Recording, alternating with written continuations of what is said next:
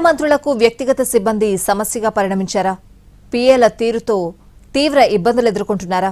ప్రత్యర్థులకు విమర్శనాస్త్రాలు స్వయంగా అందిస్తున్నారా? సిబ్బందిని నియమించుకునేటప్పుడు చాలా జాగ్రత్తగా ఉండాలని ఏపీ సీఎం చంద్రబాబు కేబినెట్ మంత్రులను పదే పదే హెచ్చరిస్తున్నారు. సిబ్బందిని నియమించుకునేటప్పుడు జాగ్రత్తగా ఉండాలని ఆలోచించి సిబ్బందిని నియమించుకోవాలని చెబుతున్నారు. అయినా కొంతమంది మంత్రులు తమ సిబ్బంది వల్ల అనేక రకాలైన ఇబ్బందులు పడుతున్న పరిస్థితి ప్రస్తుతం కనిపిస్తోంది. గతంలో హోంమంత్రి అనిత దగ్గర పనిచేసిన పర్సనల్ అసిస్టెంట్ జగదీష్ మీద అనేక అవినీతి ఆరోపణలు వచ్చాయి. అన్ని విషయాల్లో జగదీష్ జోక్యం చేసుకుంటున్నారని ఇవన్నీ దృష్టిలో పెట్టుకునే పీఏగా ఉన్న జగదీష్ను అనిత తొలగించారు.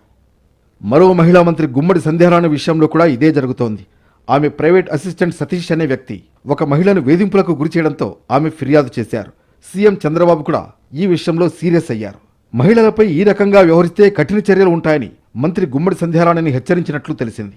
వేధింపులను ఎట్టి పరిస్థితుల్లో ఉపేక్షించేది లేదని కూడా సీఎం చెప్పారు. వెంటనే సతీష్ను తొలగించారు. మంత్రి అయిన తర్వాత వారికి అత్యంత నమ్మకస్తులుగా ఉండే వ్యక్తులను పెట్టుకోవడం, ఆ తర్వాత వాళ్లు అధికారం చెలాయించడం, ఇష్టారాజ్యంగా వ్యవహరించడం జరుగుతున్నాయి. కనీసం ప్రజలతో సత్సంబంధాలు మెయింటైన్ చేయలేకపోవడం, కార్యకర్తలను పట్టించుకోలేకపోవడం ఇవన్నీ కూడా ఎక్కువగా జరుగుతున్నాయి.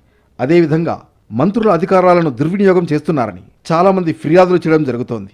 స్వయంగా సీఎం చంద్రబాబు డైరెక్ట్గా జోక్యం చేసుకునే పరిస్థితి వచ్చిందంటే ఈ పీఏల అరాచకాలు ఏ స్థాయిలో ఉన్నాయో తెలుస్తోంది. ఇద్దరు మహిళా మంత్రులే కాకుండా మిగిలిన కొంతమంది మంత్రుల సిబ్బంది వ్యవహార శైలి కూడా ఇలాగే ఉందనే అభిప్రాయాలు వ్యక్తమవుతున్నాయి. కొంతమంది మంత్రుల పీఎస్లు కావచ్చు, ఓఎస్డీలు కావచ్చు, ఇష్టారాజ్యంగా వ్యవహరిస్తున్నారు. కొంతమంది ఓఎస్డీల విషయంలో ఇప్పటికే అనేక రకాలైన విమర్శలు, ఆరోపణలు ఉన్నాయి. సీఎం చంద్రబాబు కూడా చాలా సీరియస్గా ఉన్నారు. ఎప్పటికప్పుడు పేషీల్లో ఏం జరుగుతుందో రిపోర్ట్స్ ఇంటెలిజెన్స్ ద్వారా తెప్పించుకుంటున్నారు.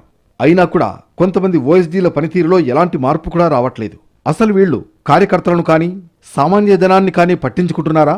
వీళ్ల దగ్గరకు వస్తే పనులు అవుతున్నాయా అనే చర్చ కూడా జరుగుతోంది. ఓఎస్డీల పనితీరు ఏ రకంగా ఉందనే చర్చ ఎక్కువగా జరుగుతోంది.